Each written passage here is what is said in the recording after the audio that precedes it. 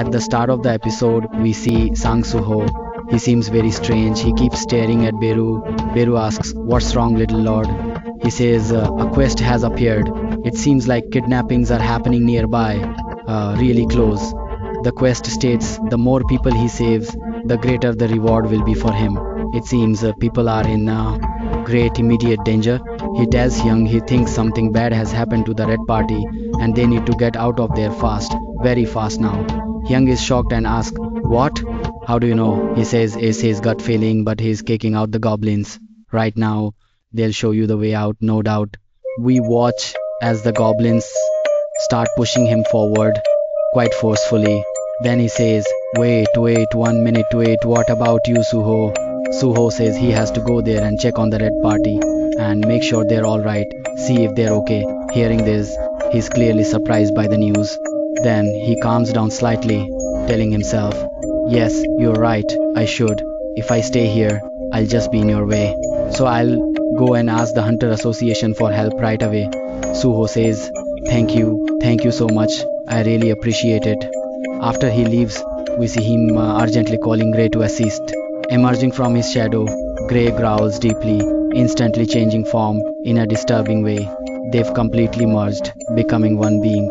In his hand, we see the gauntlet, specifically the gauntlet made from the horn of Balkan.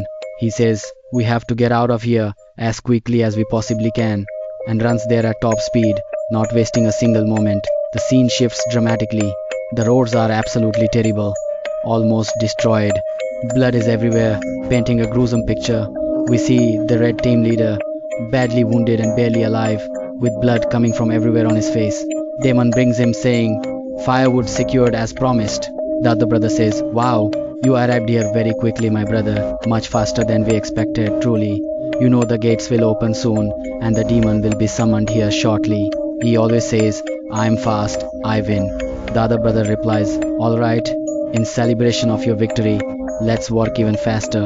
It's really good that we have plenty of firewood now. Indeed, this time we'll be able to create a full batch of stardust without any mishaps."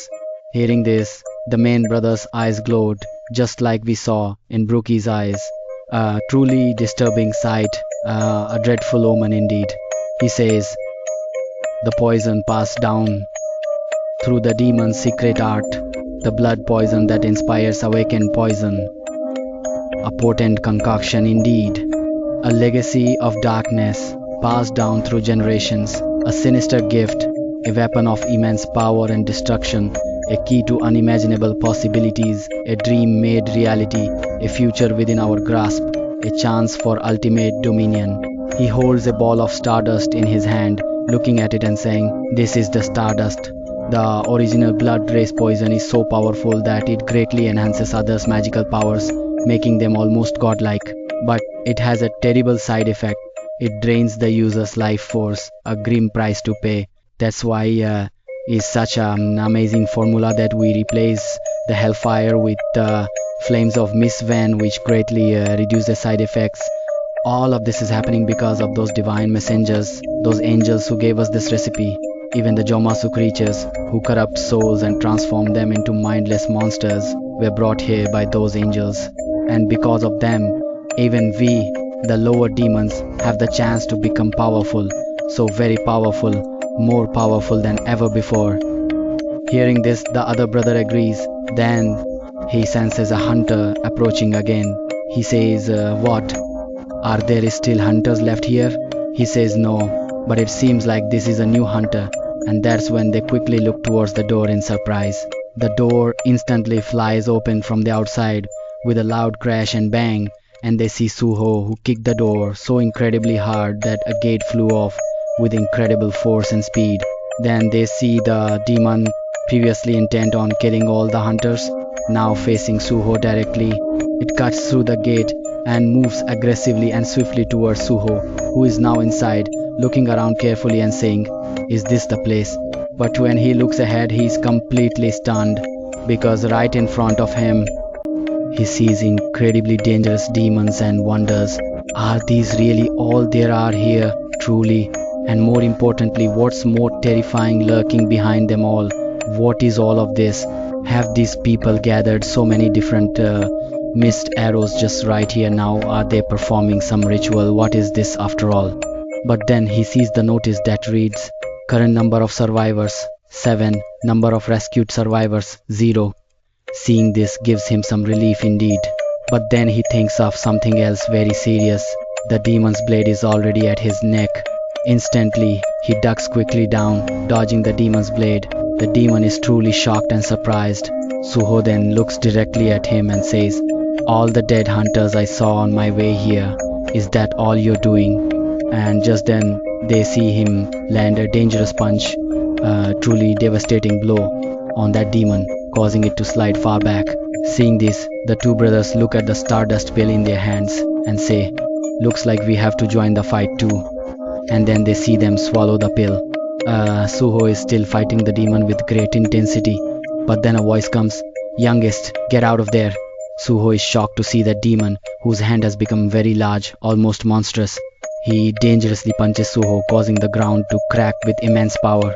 But Suho easily dodges the attack and steps aside, moving backwards. But then he is even more shocked because behind him he sees the other demon, the other brother, emerging. He creates some magic or electric shock in his hands and attacks Suho directly, causing electricity to run through Suho's entire body, a shocking surge. Suho's condition is now very bad and worsening rapidly. He thinks this, but then he says with conviction, arise. And as he says this, all the goblins that were there instantly appear and attack all the monsters relentlessly. Seeing him do this, they are very surprised and confused. One brother says, no, this can't be happening.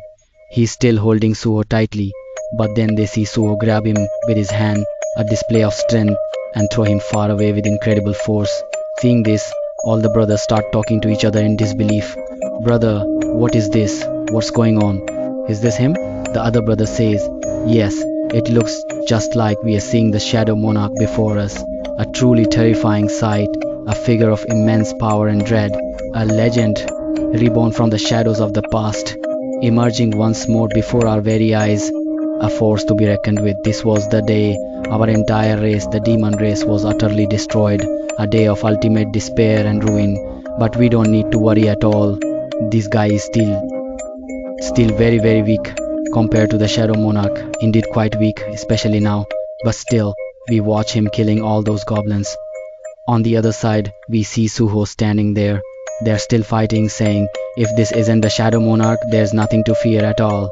On the other side, Suho thinks, they're much weaker than Brokey, but it will become very difficult if they keep fighting like this together. And anyway, I can't keep rescuing goblins, my shadow soldiers again and again, can't keep reviving them, otherwise a lot of my mana will be wasted.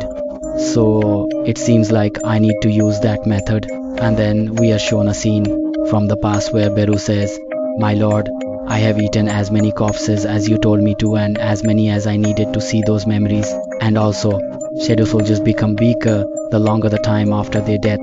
But is there any reason why you want to do this? Seeing Suho, he looks over and says, no, it's just that Brookie fighting me, it really made me think, The last fight, he was full of regret because he was controlled by Itari, utterly controlled. He pauses, then continues, that's precisely why now I believe I can make him into a shadow soldier, a powerful warrior, a truly strong warrior. But I really do need your help with this, Grey. Grey is super happy to hear this plan and growls loudly in excitement and anticipation. Then Suho says with determination, as he carefully puts the key on the ground, right on top of his shadow, arise. We watch his shadow begin to spread out rapidly and scatter in all directions. Brookie, he calls out with hope. Brookie, if you truly regret the past and all that's happened, I'm giving you a chance to fight one more time. If you still want to fight, huh? My answer. We see Beruko lying far away, completely still. His body appears lifeless and cold on the ground. Dark shadows slowly gather all around him, silently merging deep within his very being. Then, suddenly, Brokey dramatically rises once more, now completely Suho's shadow, powerfully bursting forth from the earth with immense force. A demon screams out in utter terror and disbelief, Brokey! So, does that mean this guy killed her? That's when Suho says, and with that Grey and Brokey will fight together, and now our numbers match theirs perfectly. And on the other side, we look at Beru, who starts getting bored listening to this whole situation. He thinks, my lord, I'm here too, still waiting patiently. Then we see Suho very angry and he says, okay, let's see how far this all goes. Just then, we see everyone getting ready to fight each other face to face right there. And suddenly something strange happens indeed. We see a portal or a dungeon opening up before our very eyes. It was completely a dungeon. Someone starts coming out, and then we see an elf girl. Seeing them all fighting like this, she thinks, what on earth is going on in front of me? Has someone summoned me here? How did I arrive here, truly and honestly? Or is this some kind of afterlife, perhaps, that awaits? Then she sees a shadow soldier in front of her and exclaims, shocked, a shadow soldier?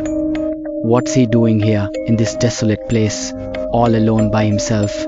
We see Brook fiercely engaged in a brutal battle, bravely fighting his very own shadow with unwavering intensity, unmatched courage, and a grim determination etched deeply upon his very face. At precisely the very same moment in time, we also observe Suho deeply and bravely engaged in a particularly intense, close quarters combat scenario, courageously fighting a particularly fearsome, exceptionally powerful, and menacing demon that looms large and menacingly lurks nearby, posing a significant and potentially overwhelming threat to their very survival.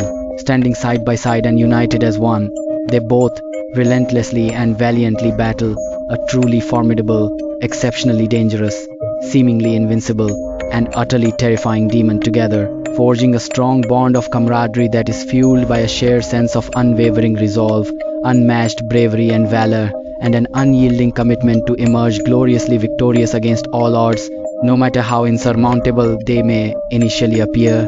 Suho strikes first and with overwhelming force, ferociously punching the hulking demon extremely hard with every single ounce of his considerable strength, displaying incredible power and indomitable might, noticeably weakening the monstrous creature to a significant degree, visibly staggering it backward from the sheer force of the earth-shattering impact. And then he immediately follows up his initial devastating attack by swiftly kicking the now vulnerable and significantly weakened demon forcefully with a brutal and utterly devastating blow, sending the demonic creature reeling uncontrollably and causing him to bleed severely and profusely from his twisted, grotesque, and horrifying mouth, creating a truly gruesome, incredibly unsettling, and altogether disturbing sight to behold with one's very own eyes. Never one to rest on his laurels, Suho immediately launches yet another furious and unrelenting attack relentlessly with. Looking at Suho, she questions him directly and intently. Suho, quite surprised to see her, wonders, what's a female knight doing here, and why is she looking for my dad specifically? Beru was watching her from the other side. As he watched, he said, why have you come here? Hearing this voice, she says, this voice. And then when she sees that it's none other than Beru, she touches him and says, oh, it's you, Beru. Where's your body? So, nice to see you, Beru. By the way, where exactly is Sanjeev Boozer and who's this person you're with? Beru says it's a very, very long story indeed. A long and winding one. Forget about me for now. On the other side, Bodhiman, looking at him, says the sacrifice demon has been summoned. The other brother says yes. But for some reason, this demon knows our enemies very well indeed. It could be a problem if she takes their side. Indeed, a very big problem. Meanwhile, Ashil is very happy looking at all the sheep. The sheep says, yes, all that later. First go and fight them now, he says, showing them all. And upon hearing this, Ashil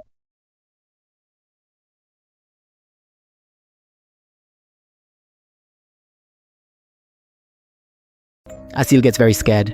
On the other hand, the demon tells him to attack and kill her, saying, brother, first of all, we need her blood so that we can make star powder. Suho also thinks, it feels like I've seen her before, and says, you look very injured. Can you fight them alone? At that moment, Peru says, yes, she may look injured to you, but in front of her, these low-ranking demons are nothing. This demon's name is Asil, and she is none other than the eldest daughter of the Radiru clan. This is the same noble clan that my league had abandoned. If I speak in human terms, then you can consider her equivalent to an S-rank hunter. Suho is very surprised and thinks, what? An S-rank? That means I'm about to witness an S-rank fight here with my own eyes. But just then, as Asil goes there to fight before she can do anything, Bodman hits her hard. Because of that, she's thrown far away and falls down. Seeing this, Beru and Suho just keep watching her. Neither of them can understand anything. How could someone as powerful as an S-rank hunter lose so easily here? And just a moment later, Asil falls down in front of them. She falls down. Beru says, "How did you become so weak? Now that I'm looking at you, it seems like all the mana inside you has been drained. What exactly happened to you?" She says, "Oh, so that's what it is. About half a year ago, all the demons inside the demon realm rebelled, so we had to fight them continuously, and it became impossible for us to fight so many demons at once. I was the only one who managed to escape from there because of my strength. But even then, during the chaos, my blood was extracted, and that's why I lost my power. Beru, could you please heal me?" Beru says, "What? Absolutely not. That would just be a waste of my mana." She says, "You are so mean, Beru." The demons had also heard this. Then one demon says, "Did you hear that, brother?" The second demon says, "Yeah, I didn't recognize her at first because she looked so extremely weak. But now that I'm looking closely, I realize she's the daughter of the head of Ridiri clan. Yeah, man, this is our opportunity to become powerful. If we drink the little bit of noble blood she has, we can become even more powerful." Now seeing everyone weak, they look at Suho. He gets ready to fight and thinks, "Now I might have to kill one of them because I have no other choice." Just then Beru suddenly says, "Oh, if that's what you really want, I actually have a truly brilliant and clever plan in mind." And then, after a brief moment, he uses some of his unique powers and calmly says, "Well, it looks like I'll have to use that special ability now. The mana, the power that I was recovering." And then he reaches out his hand towards Esil and uses some power, or you could say, a new skill called Guild Command, on him. Because of this, we see Esil. He starts to get very angry. His eyes have turned red. The notice shows that this will increase Esil's power by 50%. But because of this, Esil will completely lose his mind. Normally, you could say he will go completely crazy. At that moment, Beru sends him to fight and says, "Go, you useless demon woman."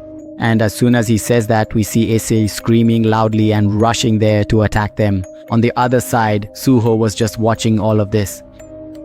Now let's look at Berkey. He too was moving forward to fight a demon. On the other side, Esil was also fighting a demon, and just then we see that the guy Esil went to kill is overpowering her and starts saying, "Demon noble blood secured."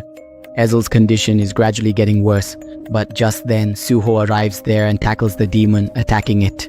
Because of this, we see that Esil somehow manages to get out, and now Suho has grabbed the demon, holding it tightly and throwing it away. Because of this, we see that the demon is sent flying far away and lands somewhere right where the mist-bound flames are. As a result, it starts burning there, screaming in pain. But just then, Suho comes and slices it into 2 pieces with his knife, causing it to die right there. A notification appears. You have defeated a low-ranked demon. Level, love. And just then, we see another notice appear there. Vulcan's horns have devoured a demon's soul, which has increased your physical damage dealing ability by a certain %. On the other side, we see Ashley, who was relentlessly attacking a demon like a madman. That demon thinks our youngest brother has been defeated. Damn it. I have to defeat this crazy woman as quickly as possible. But on the other hand, we see Ashley still acting like a mad woman. But then she suddenly goes quiet and faints. Just then, we see a notification appear. The target skill, Cruel Command. Since Ashley's energy has been depleted, its effect has completely worn off now. At that moment, Ashley collapses and faints right there. The demon can't make sense of anything, but he tries to do something else. Just then, we see Suho behind him. He comes up and grabs the demon's neck and head from behind, twisting them right there. Because of this, the demon also dies on the spot. A notification appears. You have defeated a low-ranking demon. Vulcan's horn has devoured another demon soul. Now the main demon, or the biggest demon, was watching all of this and thought, looks like I'm outnumbered now. I have no other way left. He looks at his brothers and thinks, you are all useless fools. Now there's only one way left, and just then we see he starts to run away. He was about to run towards Isil. He was about to catch him and thought, This is all I have to do. I have to drink this noble demon's blood so that I can become even stronger. But before he could reach out his hand any further, Suho arrives and lands such a powerful kick on his hands that not only his hands, but the ground beneath them gets completely crushed. That demon's condition has now become much worse. Suho says, "Save some for me too," and then calls out, "Broki! Broki!" And now Broki comes and starts fighting with that demon. On the other side, Isel slowly starts to open up. Meanwhile, looking at her, Beru asks, "Are you alive?" She says, "You are so mean, Beru."